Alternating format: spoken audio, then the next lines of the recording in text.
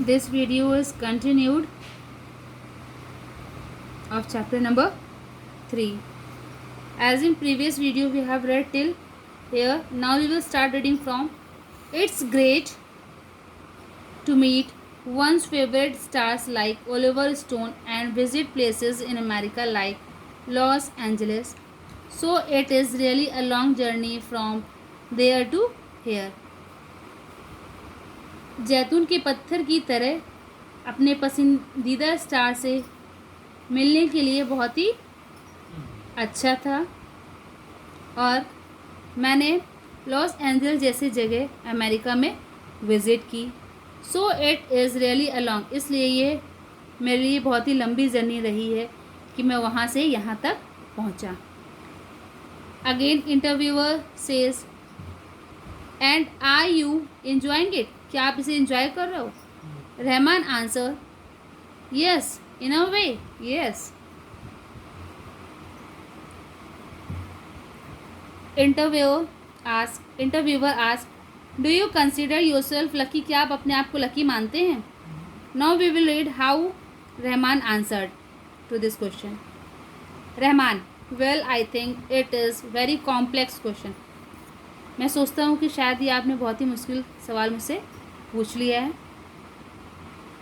According to Rahman luck can happen once and then we need to sustain it. For that we need to have a state of mind and a way of life. Means Rahman के according जो luck है वो सिर्फ एक बार होता है. And we needed to sustain. Sustain means hold it. Means luck हमारे साथ सिर्फ एक बार काम करता है. हमारी जो किस्मत है, हमारी किस्मत में लक एक बार आता है और हमें उसे होल्ड कर लेना चाहिए. हमें उसे होल्ड करने की ज़रूरत है. For that we need to have a state of mind and a way of life. और इसके लिए हमें ज़रूरत है अपने माइंड को स्थिर रखने के लिए और लाइफ में एक वे होना बहुत ज़रूरी है. आई थिंक ये मेरा सोचना है. Because I feel that there is definitely a destiny part and the divinity part which is again based on the love and prayer of well wishers. क्योंकि मैं फील करता हूँ कि here one word is there destiny. You have to underline destiny means luck. You can say भाग्य in Hindi. Okay. And the divinity means relating to God. क्योंकि मैं feel करता हूँ कि जो लक है वो हमारा लाइफ का एक पार्ट तो होता है बट कहीं ना कहीं हमारे भगवान से भी जुड़ा हुआ है. विच is again based on the love. क्योंकि कहीं ना कहीं ये हमारे प्यार और हमारे वेल विशर्स की प्रेयर्स पे डिपेंड करता है. मीन्स जब कभी भी हम कोई अच्छा काम करने चाहते हैं तो हमारे जो वेल विशर्स होते हैं वो हमारे लिए प्रे करते हैं और कहीं ना कहीं वो हमारे लिए बहुत ही ज़्यादा हेल्पफुल हो जाती है. जैसे हम लोग को कोई प्रॉब्लम होती है, हम लोग कोई सक्सेस पाना चाहते हैं तो हम लोग भगवान से प्रार्थना करते हैं और कभी कभी वो चीज़ हो जाती है तो हमें लगता है कि शायद हमारे लक की वजह से हो गया है या फिर भगवान ने आशीर्वाद दिया है इस वजह से ऐसा हो गया है. Now again interviewer ask one of the forces that have shaped up your life has been your mother, is it so? Means अब वो उनसे पूछ रहा है कि आपकी लाइफ को एक शेप देने के लिए क्या आपकी मदर ने आपको हेल्प किया है? Is that so? Now we will read how Rahman answered to this question.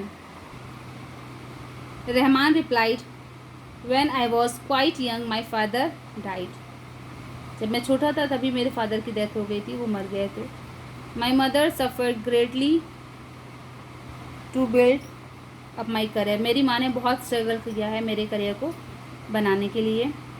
When I made my studio she invested money in it and bought the equipments.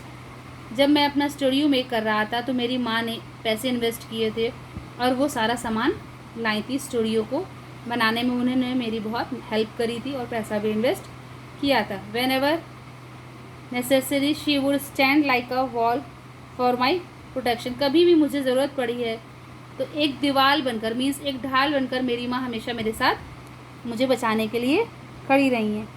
She knew my state of mind, वो बहुत अच्छी तरीके से जानती थी कि मेरे mind में क्या है और मैं क्या करना चाहता हूँ। She knew that some guys would disturb me, so she made sure that they did not distract me. मेरी माँ जानती थी कि हो सकता है मुझे कुछ गाइज मुझे डिस्टर्ब करें और मुझे मेरे माइंड को डाइवर्ट करने की कोशिश करें। Whatever decisions she took were guided by the fact that I remained in the field of music because I was not very clear at that time that music was my future. वो जो भी decision लेती थी, जो भी decision वो लेती थी, वो इस पे डिपेंड करता था कि जो मेरी फील्ड है म्यूज़िक की वो वही बनी रहे, उसमें कोई डिस्टर्बेंस क्रिएट ना हो, क्योंकि उस समय मुझे भी नहीं पता था कि म्यूज़िक ही मेरा फ्यूचर होगा। I was more interested in other things, मेरा इंटरेस्ट और भी चीज़ों में ज़्यादा था। Just like scientific things and electronics, means मेरा इंटरेस्ट ज़्यादा दूसरी चीज़ों में था। कौन कौन सी? You have to underline scientific things and electronics. I am grateful to her for drawing me well and realising my potential. मैं उनका बहुत आभारी हूँ कि उन्होंने मेरी बात को समझा, मेरी स्ट्रेंथ को समझा कि मैं क्या कर सकता हूँ, और उन्होंने मेरे करियर को एक शेप दिया। Students, here potential word is there, it means ability और strength. Interviewer, with success in probably every musical composition, how have you timed your task. Means जैसे जैसे आपको म्यूजिकल कंपोजिशन में एज अ कंपोजर सक्सेस मिलती गई, किस तरीके से आपने अपने टास्क को टाइम किया, मीन्स अपने टास्क को किस तरीके से आपने प्लान किया। Rahman replied, I started doing very limited films, मैंने बहुत ही लिमिटेड फिल्म्स करना शुरू कर दिया। When a composer used to do 30 films in a year, I would take up only 4 और 5।